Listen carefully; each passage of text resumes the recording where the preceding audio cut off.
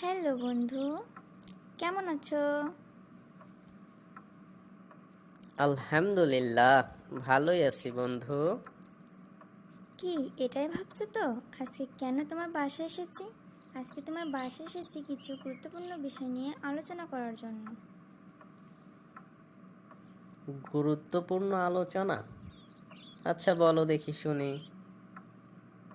আচ্ছা তাহলে শোনো, তুমি যদি অনেক বিনোদন এবং সুন্দর সুন্দর ভিডিও দেখতে চাও তাহলে আমার এই চ্যানেলটিকে সাবস্ক্রাইব করে দিবে এবং আমার পাশে থাকবে, না হলে কিন্তু অনেক মিস করবে।